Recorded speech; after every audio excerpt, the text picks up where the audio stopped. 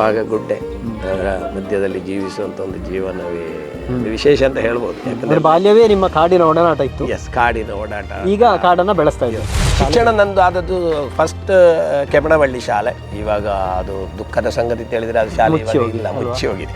ಅದು ಹೇಳೋದಕ್ಕೂ ದುಃಖ ಆಗ್ತಾ ಉಂಟು. ಹಾಗೆ ಸೊಪ್ಪೆಲ್ಲ ಕಡ್ದು ಬಂಡಲ್ ಮಾಡಿ ನಾವು 6 ಜನ ಮಕ್ಕಳು, ನಾವೆಲ್ಲ ಇಲ್ಲಿ ಸ್ಯಾಟರ್ಡೆ ಸಂಡೇ ಅದೇ ಕೆಲಸ. ಎಲ್ಲ ಬಂಡಲ್ ಮಾಡಿ ತಗೊಂಡು ಹೋಗುದು, ಅದನ್ನು ಕೊಚ್ಚಿ ಇದಕ್ಕೆ ಹಾಕುದು, ಮತ್ತೆ ಗೊಬ್ಬರ ತೆಗೆಯುವಂತ ಕೆಲಸ, ಎಮ್ಮೆಯನ್ನ ತೊಳಿಲಿಕ್ಕೆ ತೋಡಿಗೆ ಕರ್ಕೊಂಡು ಹೋಗುವಂತ ಕೆಲಸ ನಾನೇ ದುಡಿತಾ ಇದ್ದವನು.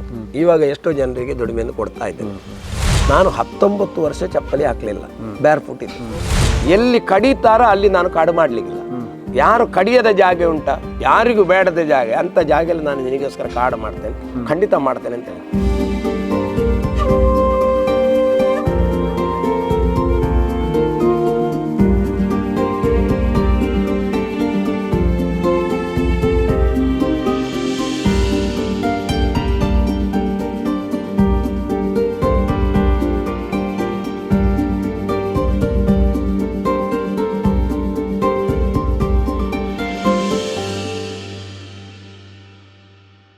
ನಮಸ್ತೆ ವೀಕ್ಷಕರೇ, ಒಬ್ಬ ವಿಶೇಷ ಅತಿಥಿಯೊಂದಿಗೆ ನಿಮ್ಮ ಮುಂದೆ ಬರ್ತಾ ಇದ್ದೇನೆ.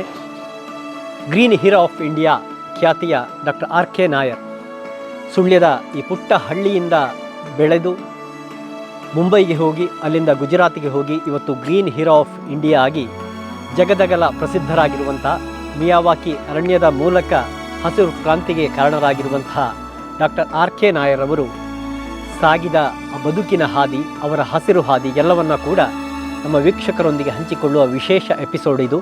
ಇದರ ಮೊದಲ ಮಾಲಿಕೆಯನ್ನು ನಿಮ್ಮ ಮುಂದೆ ನೀಡ್ತಾ ಇದ್ದೇವೆ. ಬನ್ನಿ, ಡಾಕ್ಟರ್ RK ನಾಯರ್ ಅವರೊಂದಿಗೆ ವಿಶೇಷ ಸಂದರ್ಶನ.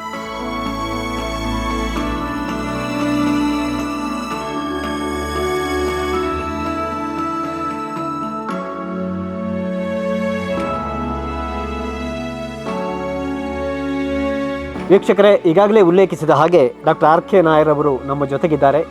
ನಾಯರ್ ಸರ್, ನಮಸ್ತೆ. ನಮಸ್ತೆ. ನಮಸ್ತೆ. ನಮಸ್ತೆ. ಒಂದು ಪುಟ್ಟ ಹಳ್ಳಿಯಿಂದ ಬೆಳೆದು ಇವತ್ತು ಎತ್ತರಕ್ಕೆ ಹೋಗಿ ದೇಶದಲ್ಲಿ ಒಂದು ಅದ್ಭುತವಾದ ಕ್ರಾಂತಿಗೆ ಕೂಡ ಕಾರಣ ಆಗಿದ್ದೀರಿ. ಒಂದು ಕ್ಷಣ ಹಿಂದಿರುಗಿ ನೋಡುವಾಗ ಏನನ್ನಿಸ್ತದೆ ಬದುಕಿನ ಬಗ್ಗೆ? ಬದುಕಿನ ಆರಂಭದ ಊರು ಇದೆ ಅಂತ ಹೇಳ್ಬೋದು. ಯಾಕಂತ ಹೇಳಿದರೆ ಕಾಸರಗೋಡಿನಲ್ಲಿ ಜನಿಸಿದ್ದಾದರೂ 4 ವರ್ಷ ಪ್ರಾಯ ಇರುವಾಗ ಪವಿತ್ರವಾದಂಥ ಹಸಿರು ಆಗಿರುವಂಥ ಸುಳ್ಯದ ಈ ಗ್ರಾಮಕ್ಕೆ ಬಂದಿದ್ದೇವೆ.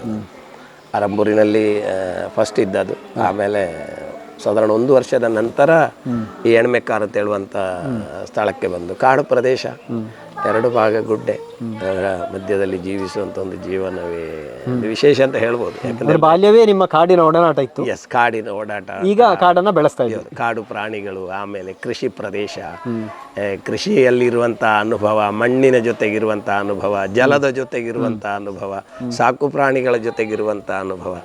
ಆ ಅನುಭವ ಅದನ್ನು ನನ್ನ ಅಂದಾಜಿಗೆ ಹೇಳುವುದಾದರೆ ಅದನ್ನು ನಾವು ಒಂದು ಶಬ್ದದಲ್ಲಿ ಹೇಳಿ ಮುಗಿಸುವುದಕ್ಕೆ ಕಡಿಮೆ ಆಗ್ತದೆ ಅಂತ ಕಾಣ್ತದೆ ಸಮಯ, ಅಥವಾ ಅದೊಂದು ಪುಸ್ತಕದಲ್ಲಿ ಬರೆಯುವುದಾದ್ರೂ ಮುಗಿಯದ ಕತೆ ಅಂತ ಹೇಳಿ. ಬಹುಶಃ ಸುತ್ತಲೂ ಗ್ರೀನ್. ಹೌದು, ಬಹುಶಃ ಆ ಪರಿಸರವೇ ನಿಮ್ಮನ್ನು ಇವತ್ತು ಗ್ರೀನ್ ಹೀರೋ ಅಲ್ವಾ? ಹೌದು, ಆಗಿರ್ಬೇಕು. ಖಂಡಿತ.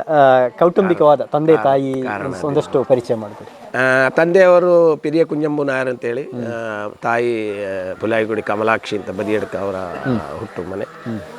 ತುಂಬ ಬಡತನದಿಂದ ಇಲ್ಲಿಗೆ ನಾವು ಬಂದವರು. ಬಡತನದಿಂದ ಬಂದದ್ದು ಅಂತ ಹೇಳಿದರೆ ಸ್ವಂತ ಇರಲಿಕ್ಕೆ ಮನೆ ಇರಲಿಲ್ಲ.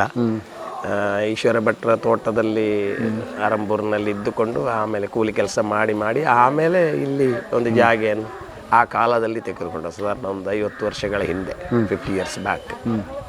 ಮತ್ತು ಇಲ್ಲಿಗೆ ಬಂದಾಗಲೂ ಹಾಗೆ ಇಲ್ಲಿ ಕೃಷಿಯಲ್ಲಿ ಸ್ವಲ್ಪ ಗೇರು ಬೀಜದ್ದು ಅದು ಇದೆಲ್ಲ ಇದ್ದದಲ್ಲದೆ ಬೇರೆ ಏನು ಇರಲಿಲ್ಲ. ಹಾಗಾಗಿ ತಂದೆಯವರು ಕೃಷಿಕರು ಅಂತ ಹೇಳಲಿಕ್ಕೆ ಆಗುವುದಿಲ್ಲ, ಸ್ವಲ್ಪ ಕೃಷಿಯೆಲ್ಲ ನೋಡ್ತಾ ಇದ್ರು, ಆದರೆ ಅಷ್ಟು ಕೃಷಿಯ ಮೇಲೆ ಅವರಿಗೆ ಇದಿರಲಿಲ್ಲ. ಹಾಗಾಗಿ ನಮಗೆ ಅರ್ನಿಂಗಿಗೆ ಎಂಥದ್ದು ಅಂತ ಹೇಳುವಂಥದ್ದು ದೊಡ್ಡ ಸಮಸ್ಯೆ ಆಗಿತ್ತು.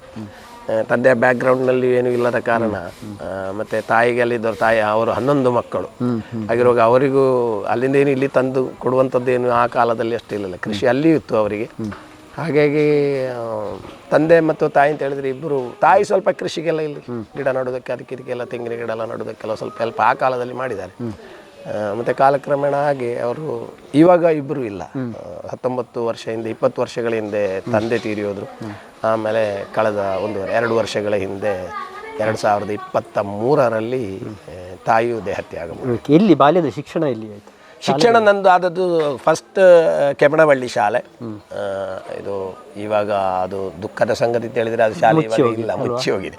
ಅದು ಹೇಳೋದಕ್ಕೂ ದುಃಖ ಆಗ್ತಾ ಉಂಟು. ಯಾಕಂತ ಹೇಳಿದರೆ ಒಬ್ಬರು ಪ್ರತಿಷ್ಠಿತ ಅಂಥ ಒಂದು ಶಾಲೆಯಿಂದ ಕಲಿತು ಇಂಥ ಮಟ್ಟಕ್ಕೆ ಬಂದ ಆಗ ಆ ಶಾಲೆ ಓಪನ್ ಆಗಿರ್ತಿದ್ರೆ ಅದೊಂದು ಪರಿಚಯ ಆಗಿರ್ತಿತ್ತು ಅವರಿಗೆ. ಆರಂಭದ ಶಾಲೆ ಇದು ಅಂತ ತೋರಿಸ್ಬೋದಿತ್ತು. ಇವಾಗ ತೋರಿಸಿದರೆ ಕೇವಲ ಕಟ್ಟಡ ಇರ್ಬೋದು ಅಲ್ಲಿ. ಆಮೇಲೆ ಅಡ್ಕಾರು ಶಾಲೆ, ಅಡ್ಕಾರಿಂದ ಮತ್ತೆ ಪೆರ್ನಾಜೆ ಶಾಲೆಯಿಂದ ಸುಳ್ಯ ಜೂನಿಯರ್ ಕಾಲೇಜ್. ಅಂದರೆ ಶಿಕ್ಷಣ ಎಲ್ಲ ಇದೇ ಭಾಗದಲ್ಲಿ ಆಗಿದೆ. ಶಿಕ್ಷಣಕ್ಕೋಸ್ಕರ ಬೇರೆ ಎಲ್ಲಿ ಹೋದದ್ದೇನೂ ಇಲ್ಲ. ಸುಳ್ಯ ಜೂನಿಯರ್ ಕಾಲೇಜ್ 12ನೇ ಕ್ಲಾಸು ಫೇಲ್ ಆದ ಮೇಲೆ ಒಂದು ಸಬ್ಜೆಕ್ಟಲ್ಲಿ ಫೇಲ್, ಮ್ಯಾಥ್ಸಲ್ಲಿ. ಬಹುಶಃ ಶಿಕ್ಷಣದ ಸಂದರ್ಭದಲ್ಲೂ ಕೂಡ ವಾರಾಂತ್ಯದಲ್ಲಿ ನೀವು ದುಡಿಲಿಕ್ಕೆ ಹೋಗ್ತಾ ಇದ್ರಿ ಏನು? ಹೌದೌದು, ಶಿಕ್ಷಣದ ಸಮಯದಲ್ಲಿ ಅದೇ ಹೇಳಿದಾಗೆ ಬಡತನ ತುಂಬ ಇತ್ತು. ಹಾಗಾಗಿ ಏನಾಗ್ತದೆ ಅಂತ ಹೇಳಿದರೆ ಹತ್ತಿರ ಎಲ್ಲ ಭಟ್ರ ತೋಟ ಉಂಟು. ಗಣಪತಿ ಭಟ್ರು ಕಾಟೂರು, ಆಮೇಲೆ ಇಲ್ಲಿ ಶಂಭಟ್ರು, ಆಮೇಲೆ ರಾಮರಾಯರು. ಇದು 3 ಮೇಯ್ನ್ ತೋಟಗಳು ನಮಗೆ ಕರೆಕ್ಟಾಗಿ ಬದಿಗೆ ಸಿಗುವಂಥ ಪರ್ವತದ ಆಚೆ ಬದಿಯಲ್ಲಿ ಸಿಗ್ತದೆ, ಬೋಳುಬೈಲಿನಿಂದ ಈಚೆ.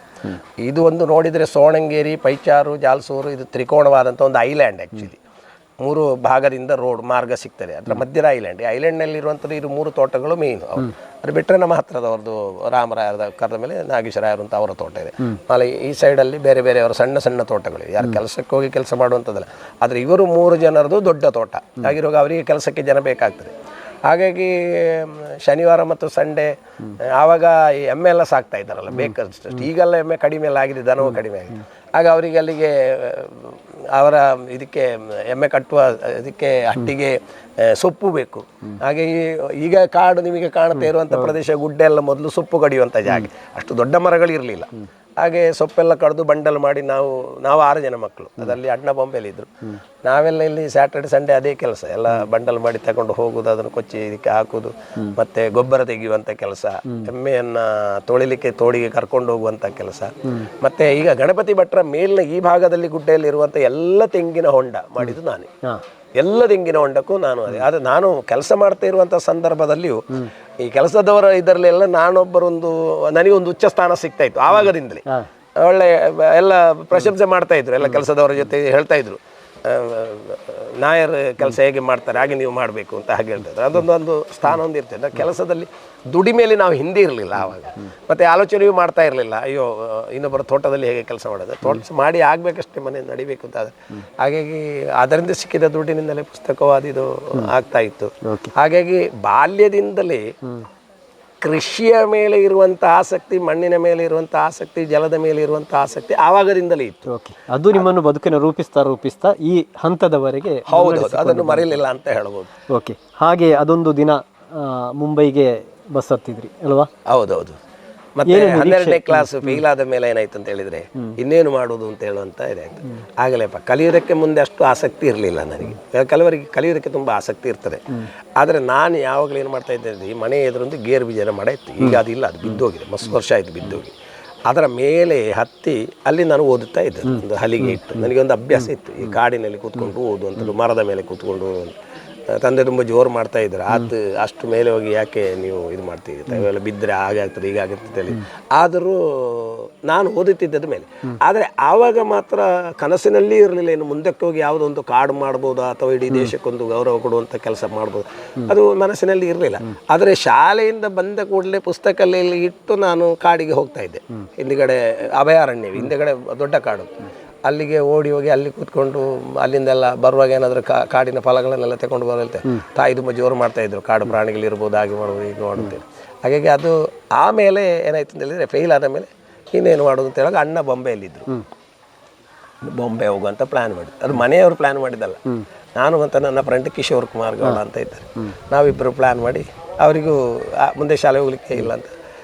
ಹಾಗೆ ಇಬ್ಬರು ಒಂದೇ ದಿನ ಇಲ್ಲಿ ತಾಯಿಯಿಂದ ದುಡ್ಡು ತಗೊಂಡು, ಒಂದು 500 ರೂಪಾಯಿ ತಗೊಂಡು ಬೊಂಬೆ ಹೋಗ್ತೇನೆ, ಅಣ್ಣನ ಹತ್ರ ಹೋಗ್ತೇನೆ, ಕೆಲಸಕ್ಕೆ ಹೋಗ್ತೇನೆ ಅಂತೇಳಿ ಸೀದಾ ಹೊರಟದ್ದು.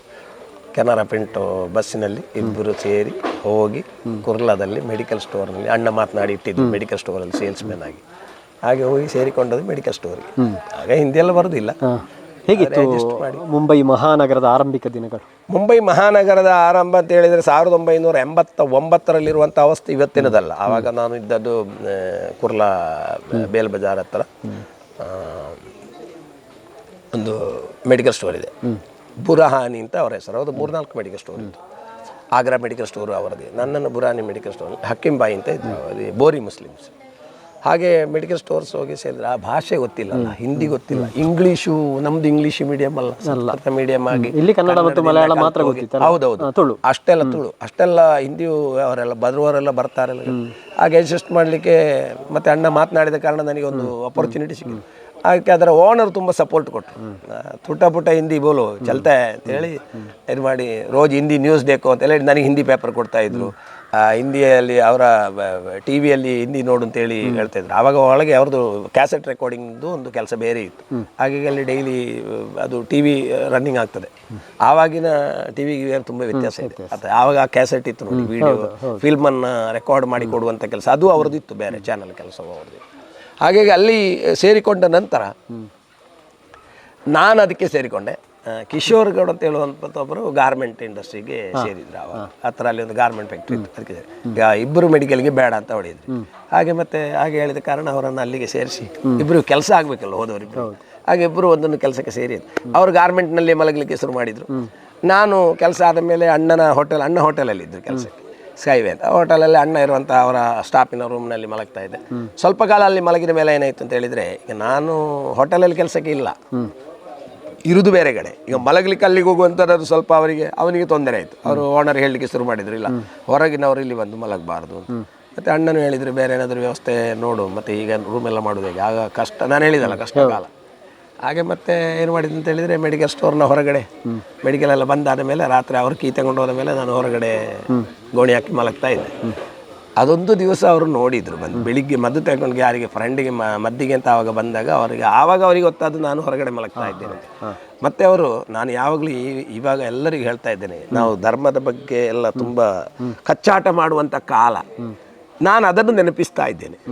ಆವಾಗ ಅವರು ಬೆಳಿಗ್ಗೆ ಬಂದು ನೋಡಿದ್ದು ಯಾರೋ ಭಿಕ್ಷುಕ ಮಲಗಿರ್ಬೇಕು ಅಂತೇಳಿ ಅವರು ಶರೀರಕ್ಕೆ ಮೆಟ್ಟಲಿಲ್ಲ, ಅವರು ಲಾದಿಗೆ ಹೀಗೆ ಮೆಟ್ಟಿ ಹೇಳಿದ್ರು, ಊಟ ಅಂತ ಕೋಣೆ ತೆಗೆಯುವಾಗ ನಾನು ಆರ್ಕೆ ಬೆಟ ಅಂತ ಹೇಳಿದ್ರೆ, ಅಂದರೆ ಮಗ ಅಂತ ಹೇಳಿ ಕರೆಯುವಂಥ ಒಂದು ಶಬ್ದ ಅವರು ಇವತ್ತಿಲ್ಲ ಜೀವಿತವಾಗಿ, ಅವರ ಮಕ್ಕಳಿದ್ದಾರೆ. ಹಾಗೆ ಅವರು ಕೇಳಿದಂಥ ಶಬ್ದ ಇವತ್ತು ನನ್ನ ಮನಸ್ಸಿನಿಂದ ಹೋಗಲಿಲ್ಲ. ಅಂದರೆ ಬೇರೆ ಧರ್ಮದವರಾಗಿ ಮಗ ಅಂತ ಕರಿಬೇಕು ಅಂತ ಆದರೆ ಒಂದು ಆತ್ಮವಿಶ್ವಾಸ, ಅರ್ಥ ಆಯ್ತಲ್ಲ, ಪ್ರೀತಿ, ಯಾರೇ ಆಗಲಿ, ಕೆಲಸ ಮಾಡುವವನಾಗಲಿ, ಒಬ್ಬ ಮನುಷ್ಯ ಅಂತ ಹೇಳುವಂಥ ಅವರಿಂದ ನಾನು ಮಾನವ ಧರ್ಮವನ್ನು ಕಲ್ತಿದ್ದೇನೆ. ಆ ಅಂದಿನಿಂದ ಆ ಸಮಯದಿಂದ ಮಾನವ ಧರ್ಮವನ್ನು ನಾನು ಕಲ್ತಿದ್ದೇನೆ. ಅವರನ್ನು ನನ್ನ ಹೇಳಿದರು, ಬೆಟ ಅಬ್ಬಿ ಉಟಾವತ್ವರ ಕಪಡಕ್ಕಿದ್ದಾರೆ ಅಂತ ಹೇಳುವಾಗ, ನಾನು ಇದರಲ್ಲಿ ಒಂದು ಚಾಲಿಯಲ್ಲಿ ಒಂದು ಶೀಟಿನ ಹೊರಗಡೆ ನೇತಾಡಿಸಿಡುದು ಚೀಲದಲ್ಲಿ, ಅಂದರೆ ಅಲ್ಲಿ ಮುನ್ಸಿಪಾಲ್ಟಿ ನೀರು ಬರ್ತದೆ, ಬೆಳಿಗ್ಗೆ ಹೋಗಿ ಅಲ್ಲಿ ಸ್ನಾನ ಮಾಡಿ ವಾಪಸ್ ಬಟ್ಟೆ ಎಲ್ಲ ಅದಕ್ಕೆ ಇಟ್ಟು ಒಣಗಿಸಿ ಇಲ್ಲಿ ಬರೋದು. ಬೇರೆ ಯಾರು ಡಿಸ್ಟರ್ಬ್ ಮಾಡೋದಿಲ್ಲ, ಎಲ್ಲ ಗುರ್ತೈತ ಕಾರಣ. ಹಾಗೆ ಬಂದು ಇಲ್ಲಿ ಮಲಗಿ ಅಡ್ಜಸ್ಟ್ ಮಾಡ್ತಾ ಇದ್ದಾರೆ. ಮತ್ತು ಕಿಶೋರ್ನಲ್ಲಿ ಒಂದು ದಿವಸ ಕಿಶೋರ್ ಹೇಳಿದ್ರು, ಅಲ್ಲಿ ಗಾರ್ಮೆಂಟ್ಸಲ್ಲಿ ಒಟ್ಟಿಗೆ ಮಲಗುವಂತ, ಬೇಡಪ್ಪ ಯಾರಿಗೂ ಉಪದ್ರ ಕೊಡೋದು, ಯಾಕೆಂದರೆ ಮತ್ತು ಇವರು ನನ್ನನ್ನು ಆ ದಿವಸ ಹೇಳಿದ್ರು, ಚಲೋ ಬಿಟ್ಟ ಅಬ್ಬಿ ಮೇರೆ ಸಾತ್ ಚಲೋ. ಅವರೇನೋ ಮೆಡಿಸಿನ್ ತಗೊಳ್ಳಿಕ್ಕೆ ಬಂದವರ ಫ್ರೆಂಡಿಗೆ ಅದು ತಗೊಂಡು ನನ್ನನ್ನು ಜೊತೆಗೆ ಮನೆಗೆ ಕರ್ಕೊಂಡೋಗಿ ಮನೆಯಲ್ಲಿ ಮಲಗಿಸಿದರು ಹಾಲ್ನಲ್ಲಿ. ನಾನು 6 ತಿಂಗಳು ಅವರ ಮನೆಯಲ್ಲಿ ಮಲಗಿದ್ದೆ. ಊಟ, ಚಾಯ ವ್ಯವಸ್ಥೆ ಎಲ್ಲ ಅವರ ಮನೆಯಲ್ಲೇ ನನಗೆ ಕೊಡ್ತಾಯಿದ್ರು. ಒಂದು ಮಗನ ಹಾಗೆ ನೋಡ್ತಾಯಿದ್ರು. ಮೆಡಿಕಲ್ ಸ್ಟೋರಿಗೆ ಬಂದು ಕೆಲಸ ಮಾಡಿ ಆಮೇಲೆ ಮೆಡಿಕಲ್ ಸ್ಟೋರಿಂದ ಕಾಲಕ್ರಮೇಣ ಏನಾಯಿತು ಅಂದರೆ, ನನಗೆ ಅಪ್ಗ್ರೇಡ್ ಆಗಬೇಕು ಅಂತ ಹೇಳುವಂಥ ಒಂದು ಆಸೆ ಇದ್ದ ಕಾರಣ, ಮತ್ತು ಕಿಶೋರ್ ಅವರೆಲ್ಲ ಬಾಡಿಗೆಲ್ಲೆಲ್ಲ ಬ್ಯಾಚುಲರ್ದು ರೂಮ್ ತಗೊಂಡ್ರು. ಆಮೇಲೆ ನಾನು ಅದಕ್ಕೋಸ್ಕರ ಬಿಟ್ಟು ಇನ್ನು ಮುಂದೆ ಹೋಗುವ ಅಂತೇಳಿ ನಾನು ಗಾರ್ಮೆಂಟ್ಸ್ ಸೇರ್ತೇನೆ ಅಂತ ಪ್ಲ್ಯಾನ್ ಮಾಡಿದಾಗ, ಬೇಡಪ್ಪ ಹೋಟೆಲ್ ಆದರೆ 3 ಹೊತ್ತು ಊಟ ಎಲ್ಲ ಇರ್ತದಲ್ಲ, 3 ಹೊತ್ತು ಊಟ ಆಗ್ತದೆ, ನಿಲ್ಲಿಯೂ ಆಗ್ತದೆ, 2 ಫ್ರೀ, ಅಣ್ಣನ ನೋಡಿ ಕಾಪಿ ಮಾಡುವ ಅಂತೇಳಿ ಹೋಟೆಲ್ ಇಂಡಸ್ಟ್ರಿಗೆ ಸೇರಿದೆ. ಹೋಟೆಲ್ ಇಂಡಸ್ಟ್ರೀಸಲ್ಲಿ ಸ್ವಲ್ಪ ಕಾಲ ಹೋಟೆಲ್ ಇಂಡಸ್ಟ್ರಿಯಲ್ಲಿದ್ದೆ. ಅದರಲ್ಲಿಯೂ ಹಾಗೆ ಉಚ್ಚ ಸ್ಥಾನ ನನಗೆ ಸಿಕ್ಕಿತ್ತು. ನಾನು ಮ್ಯಾನೇಜರ್ ಪೋಸ್ಟ್ನವರೆಗೂ ಹೋಗಿದ್ದೇನೆ, ಒಳ್ಳೆಯ ಇದು ಸಿಕ್ಕಿದೆ ನನಗೆ. ಮತ್ತು ಅದರಿಂದ ಪುನಃ ಗಾರ್ಮೆಂಟ್ಸ್ನಲ್ಲಿ ಒಂದಿನ ಕಿಶೋರ್ ಇದ್ದಾಗ ಅಲ್ಲಿ ನಾನು ಹೋಗ್ತಾ ಇದ್ದೆ ಮಧ್ಯದಲ್ಲಿ. ಆಗ ಅದನ್ನು ನೋಡಿದಾಗ, ಅಯ್ಯೋ ಬಟ್ಟೆಯಲ್ಲಿ ಸೇರಿದರೆ ಒಳ್ಳೆಯದು ಅಂತೇಳಿ ಬೇರೆ ಬೇರೆ ಕಲರ್ನ ಬಟ್ಟೆಗಳು ಮತ್ತು ಪೊಸಿಷನ್ ಬೇರೆ ಬೇರೆ ಸಿಗ್ತದೆ. ಅಲ್ಲಿ ನೋಡಿದಾಗ ಮ್ಯಾನೇಜರಿಗೆ ಎಷ್ಟು ಸಂಬಳ ಉಂಟು ಅಂತದ್ದೆಲ್ಲ ನೋಡಿದಾಗ ಅದು ಒಳ್ಳೆಯದು ಅಂತ ಆಯಿತು. ಹಾಗೆ ಪುನಃ ಗಾರ್ಮೆಂಟ್ ಇಂಡಸ್ಟ್ರಿಗೆ ಸೇರಿದೆ. ಗಾರ್ಮೆಂಟ್ ಇಂಡಸ್ಟ್ರಿಯನ್ನು ಬಿಡಲಿಲ್ಲ, ಅದು ಕಂಟಿನ್ಯೂಸ್ ಮಾಡಿ ಅದರಲ್ಲಿ ಸೂಪರ್ವೈಸರ್ ಪೋಸ್ಟ್ ಆಗಿ, ಆಮೇಲೆ ಫ್ಲೋರ್ ಮ್ಯಾನೇಜರ್ ಆಯಿತು, ಪ್ರೊಡಕ್ಷನ್ ಮ್ಯಾನೇಜರ್ ಆಗಿ, ಫ್ಯಾಕ್ಟ್ರಿ ಮ್ಯಾನೇಜರ್ ಆಗಿ ನಾನು ಗುಜರಾತಿಗೆ ಅಂತರ 1999ಕ್ಕೆ ನಾನು ಗುಜರಾತ್, 1999 ಗುಜರಾತಿಗೆ, ಮುಂಬೈಯಿಂದ ಗುಜರಾತಿಗೆ ಮುಂಬೈಯನ್ನು ಬಿಟ್ಟಿದ್ದೇನೆ. ಪೂರ್ಣ ರೀತಿಯಲ್ಲಿ ಬಿಟ್ಟು, ಅಂದರೆ ಸ್ಟಾರ್ಟಿಂಗ್ ಅಲ್ಲಿ ಹೋದೆನು, ಕೆಲಸ ಆರಂಭಿಸಿದ ಮೇಲೆ ಮತ್ತೆ ಪೂರ್ಣ ರೀತಿಯಲ್ಲಿ 1 ವರ್ಷದ ನಂತರ ಮುಂಬೈಯಲ್ಲಿ ಇರುವಂಥ ಎಲ್ಲದನ್ನು ಬಿಟ್ಟು ಅಲ್ಲಿ ಈಗಾಗಲೇ ನೀವು ಹೇಳಿದ ಹಾಗೆ ಗಾರ್ಮೆಂಟ್ಸ್ನಲ್ಲಿ ಉದ್ಯೋಗಿ ಮಾತ್ರ ಅಲ್ಲ, ವಿವಿಧ ಹುದ್ದೆಗಳನ್ನು ಅಲಂಕರಿಸಿದ್ರಿ. ಆ ಬಳಿಕ ನೀವೇ ಅದು ಪಾರ್ಟ್ನರ್ ಆದ್ರಿ, ಆಮೇಲೆ ಸ್ವಂತ ಸ್ಥಾಪನೆ ಮಾಡಿದ್ರಲ್ಲ, ಅದನ್ನು ಹೇಳಿ. ಹೌದೌದು, ಅದು ಗಾರ್ಮೆಂಟ್ ಉದ್ಯೋಗದಲ್ಲಿದ್ದಾಗ ಏನಾಯಿತು ಅಂತ ಹೇಳಿದರೆ, ನಾನು ಮೊದಲೇ ಹೇಳಿದಾಗೆ ಎಷ್ಟೇ ಬೇರೆ ಬೇರೆ ಇದರಲ್ಲಿ ಹೋದರೂ ಮೂಲ ನೆನಪನ್ನು ಬಿಡಲಿಲ್ಲ. ಮೂಲ ನೆನಪು ಅಂತ ಹೇಳಿದರೆ ಈ ಗ್ರಾಮ ಪ್ರದೇಶದಿಂದ ಹೋದದ್ದು, ಬಡತನ, ಅದನ್ನೆಲ್ಲ ಬರಲಿಲ್ಲ. ಹಾಗೆ ಗಾರ್ಮೆಂಟಲ್ಲಿ ಕೆಲಸ ಮಾಡ್ತಾ ಇದ್ದಾಗ ನಾನು ಅಲ್ಲಿ ಟ್ರೈಬಲ್ ಏರಿಯಾ ಇದೆ ಎರಡು ಕಡೆ, ಗುಜರಾತ್ ಟ್ರೈಬಲ್, ಮಹಾರಾಷ್ಟ್ರ ಟ್ರೈಬಲ್, ತಲಾಸರಿ ಅಂತ. ಅಂದರೆ ಆಲ್ಮೋಸ್ಟ್ ಎರಡು ಕಡೆ ಸೇರಿ 5 ಲಕ್ಷ ಪಾಪ್ಯುಲೇಷನ್. ಯಾವಾಗಲೂ ಮಹಾರಾಷ್ಟ್ರ ಟ್ರೈಬಲ್ ಏರಿಯಾದಲ್ಲಿ ಉದ್ಯೋಗ ಇಲ್ಲ, ಅಂದರೆ ಇಂಡಸ್ಟ್ರಿ ಇಲ್ಲ. ಗುಜರಾತ್ನಲ್ಲಿ ಇಂಡಸ್ಟ್ರಿ ಉಂಟು. ಎಲ್ಲ ಬೆಳಿಗ್ಗೆ ಹುಡುಗರು ಎಲ್ಲ ಬರ್ತಾರೆ, ದೊಡ್ಡ ಸಂಖ್ಯೆಯಲ್ಲಿ ಬರ್ತಾರೆ ಕೆಲಸ ಕೇಳಿಕೊಂಡು. ಗೇಟ್ನಲ್ಲಿ ಬಂದು ಕೇಳೋದೇನು ಅಂತ ಹೇಳಿದರೆ, ಹೆಲ್ಪರ್ ಭರ್ತಿ ಉಂಟಾ ಅಂತ, ಹೆಲ್ಪರ್ ಜನ ಬೇಕಾ ಅಂತ. ಅಂದರೆ ಅವರಿಗೇನು ಕುಶಲತೆ ಇಲ್ಲ, ಹಾಗೆ ಈ ಒಂದೇ ಕೆಲಸ ಕೇಳೋದು, ಹೆಲ್ಪರ್ ಬೇಕಾ ಅಂತ. ಹಾಗೆ ಬಂದವರು ಬರ್ತಾ ಬರ್ತಾ ಯಾವಾಗಲೂ ನೋಡ್ತಾ ಇದೆ. ಒಂದು ದಿವಸ ವಾಚ್ಮ್ಯಾನ್ ಹೊರಗೆ ಹೋಗಿ ದೊಣ್ಣೆ ಹಿಡ್ಕೊಂಡು ಎಲ್ಲರೂ ಓಡಿಸುವ ಇದು ಸೀನು ನೋಡಿದೆ, ನಾನು ಸ್ವಂತ ನೋಡಿದೆ. ಜಾವ ಕ್ಯಾ ರೋಜ್ ಹೆಲ್ಪರ್ ಪುಚ್ತಾರೆ ಅಂತ ನಾನು ನಿಲ್ಲಿಸಿದೆ. ಬೇಡಪ್ಪ, ಓಡಿಸ್ಬೇಡ, ಎಲ್ಲರೂ ಕರೆದೆ ಅಂತ ಕೇಳಿದೆ. ಹೆಲ್ಪರ್ ಭರ್ತಿ ಆಯ್ಕ ಹೇಳಿದೆ. ನೋಡಪ್ಪ, ಯಾಕೆ ನೀನು ಹೆಲ್ಪರ್ ಕೆಲಸ ಕೇಳ್ತಾ ಇದೆ, ನಿಮಗೇನು ಕೆಲಸ ಬರೋದಿಲ್ವಾ? ಇಲ್ಲ, ನಮಗೇನು ಗೊತ್ತಿಲ್ಲ, ನೀವು ಹೆಲ್ಪರ್ ಇಟ್ಟರೆ ನಾವು ಕೆಲಸ ತೋರಿಸಿದರೆ ಮಾಡ್ತೇವೆ ಅಂತ. ನಾನು ಆಲೋಚನೆ ಮಾಡಿದೆ, ಇಷ್ಟೆಲ್ಲ ಜನ ಹೆಲ್ಪರ್ ಕೆಲಸ ಬೇಕಾ ಅಂತ ಹೇಳಿ ಹುಡುಕಿ ಬರ್ತಾ ಇರ್ತಾರೆ. ಅದೇ ಇವರಿಗೆ ನಾವೊಂದು ಕುಶಲತೆಯನ್ನು ಕೊಟ್ಟು ಬಿಟ್ಟರೆ ಇವರು ನಾವು ಆಪರೇಟರ್ ಬೇಕಾ ಅಂತ ಕೇಳಿ ಹೋಗ್ತಾರೆ. ಅದನ್ನು ಆಪರೇಟರ್ನಾಗಿ ಮಾಡಿಸ್ಲಿಕ್ಕೆ ಏನು ಮಾಡಬೇಕು ಅಂತ ಹೇಳುವಂಥ ತಲೆ ವಿಚಾರ ಬಂತು. ಹಾಗೆ ಇವರಿಗೆ ಸೀವಿಂಗ್ ಮಿಷಿನನ್ನು ಟ್ರೈನಿಂಗ್ ಕೊಡುವ, ಆ ಸೀವಿಂಗ್ ಮಿಷಿನ್ ಟ್ರೈನಿಂಗನ್ನು ಕೊಟ್ಟು ಬಿಟ್ಟರೆ ಅವರು ಆಪರೇಟರ್ ಆಗ್ತಾರೆ. ನಮಗೆ ಈ ಗಾರ್ಮೆಂಟ್ ಇಂಡಸ್ಟ್ರಿಯಲ್ಲಿ ಆಪರೇಟರ್ ಬೇಕು, ತುಂಬ ಬೇಕು, ಎಷ್ಟಿದ್ರೂ ಸಾಕಾಗುದಿಲ್ಲ. ಈಗ ಮೈಗ್ರೇಟೆಡ್ ವರ್ಕರ್ಸ್ನಲ್ಲಿ ಜಾಸ್ತಿ ಕೆಲಸ ನಡೆಸುವಂಥದ್ದು. UP, ಬಿಹಾರ್, ಒರಿಸ್ಸಾದಿಂದ ಬರ್ತಾರೆ, ಕೋಲ್ಕತ್ತಾದಿಂದ ಬರ್ತಾರೆ, ಚೆನ್ನೈಯಿಂದ ಬರ್ತಾರೆ. ಅವರು ಕೆಲಸ ಮಾಡ್ತಾರೆ. ಅವರು ಕೆಲಸ ಮಾಡಿದರೆ ಪ್ರೊಡಕ್ಷನ್ ಆಗ್ತದೆ. ಲೋಕಲ್ಸಿಗೆ ಜಾಬ್ ಇಲ್ಲ ಅಂತ ಹೇಳುವಂಥ ಸಮಸ್ಯೆ. ನಾನು ಆಲೋಚನೆ ಮಾಡಿದೆ, ಒಂದು ಕಡೆ ಜಾಬ್ ಇಲ್ಲ, ಇನ್ನೊಂದು ಕಡೆ ಇಂಡಸ್ಟ್ರಿಯಲ್ಲಿ ವರ್ಕರ್ಸ್ ಇಲ್ಲ. ಎರಡನ್ನು ಕನೆಕ್ಟ್ ಮಾಡುವಂಥ ಒಂದು ಬ್ರಿಡ್ಜ್ ಅಂದರೆ ಅವರಿಗೆ ಸ್ಕಿಲ್ ಮಾಡುವ ಅಂತ ಹೇಳಿ, ಅದು ರಿಯಲ್ ಕುಶಲತೆ ಅನ್ನೋ ಒಂದು ಪ್ಲ್ಯಾನನ್ನು ಮಾಡಿ ಮಾಲೀಕನ ಹತ್ರ ಮಾತನಾಡಿದೆ. ಅವ್ರು ಹೇಳಿದರು, ನಾಯರ್ಜಿಯರು ಸಕ್ಸಸ್ ಆಗ್ಬೋದ? ನಾನು ಹೇಳಿದೆ, ಸರ್, ಪ್ರತಿಯೊಂದು ಕೆಲಸವೂ ನಾವು ಆರಂಭ ಮಾಡಿ ಸಕ್ಸಸ್ ಆಗುವವರೆಗೆ ಕೊಂಡೋಗುವಂಥ ಕೆಲಸ ನಮ್ಮದಾಗಿರಬೇಕು. ಯಾಕೆ ಆಗಲಿಲ್ಲ, 25 ಮಿಷಿನ್ ಒಂದು ಲೈನ್ ನಾನು ಟ್ರೈನಿಂಗ್ ಇಡ್ತೇನೆ ಅಂತ ಅವ್ರು ಪರ್ಮಿಷನ್ ಕೊಟ್ಟರು. ಇವರನ್ನೆಲ್ಲ ಕೂತ್ಕೊಳ್ಸಿ ಟ್ರೈನಿಂಗ್ ತುಂಬ ಕಷ್ಟ ಫೇಸ್ ಮಾಡಲಿಕ್ಕೆ ಬಂತು. ಯಾಕೆಂದರೆ ಅವರಿಗೆ ದಿನ ದುಡ್ಡು ಕೊಡಬೇಕು, ದುಡ್ಡಿಲ್ಲೇರೆ ಅವ್ರು ಬರೋದಿಲ್ಲ. ಟ್ರೈಬಲ್ಸು ತುಂಬ ಇದು ನೋಡಿ, ಹುಡುಗಿಯರೆಲ್ಲ ನಮ್ಮ ಹತ್ರ ಮಾತನಾಡೋದೇ ಇಲ್ಲ. ಆವಾಗ ತಲೆ ಕೆಳಗೆ ಇಟ್ಟೆ ಮಾತನಾಡ್ತೇವೆ, ತಲೆ ಮೇಲಿಟ್ಟು ಮಾತನಾಡೋದಿಲ್ಲ ಅವರು. ಹಾಗೆ ಮತ್ತೆ ಟ್ರೈನಿಂಗ್ ಸ್ಟಾರ್ಟ್ ಮಾಡಿ ಸ್ವಲ್ಪ ಅವರಿಗೆ ಸ್ಟೈಪೆಂಡ್ ಕೊಡುವಾಗೆಲ್ಲ ಮಾತನಾಡಿ ಬೇಗ ಅದರದ್ದು ಎಕ್ಸ್ಪರ್ಟ್ ಮಾಸ್ಟರನ್ನು ಇಟ್ಟು ಆ ಮಾಸ್ಟರ್ ಅವರಿಗೆ ಬೇಗ ಕಲಿಸಿ ಕಾಲರ್ ಆಪರೇಟರ್ ಆದ ಕೂಡಲೇ ಕಾಲರ್ ಮ್ಯಾನುಫ್ಯಾಕ್ಚರಿಂಗ್ ಚಾಲು ಮಾಡಿ ಪೀಸ್ ರೇಟ್ನಲ್ಲಿ ಇಡುವ ಅಂತೇಳಿ ಪೀಸ್ ರೇಟ್ನಲ್ಲಿ ಆರಂಭ ಮಾಡಿದಾಗ ಅದರಲ್ಲಿ ನಾನು ನೋಡಿದ್ದೇನು ಅಂತ ಹೇಳಿದರೆ, ಏನೂ ಕುಶಲತೆ ಇಲ್ಲದಂಥ ಒಬ್ಬ ಟ್ರೈಬಲ್ ಹುಡುಗಿ, ಕಾಡಿನಲ್ಲಿರುವಂಥ ಒಬ್ಬಳು ಹುಡುಗಿ ಚೆನ್ನಾಗಿ ಕೆಲಸ ಮಾಡಿ ತಿಂಗಳಿಗೆ ಆ ಕಾಲದಲ್ಲಿ 10-12 ಸಾವಿರ ರೂಪಾಯಿ ಆ ಕಾಲದಲ್ಲಿ ಮಾಡ್ತಾಯಿದ್ವಿ.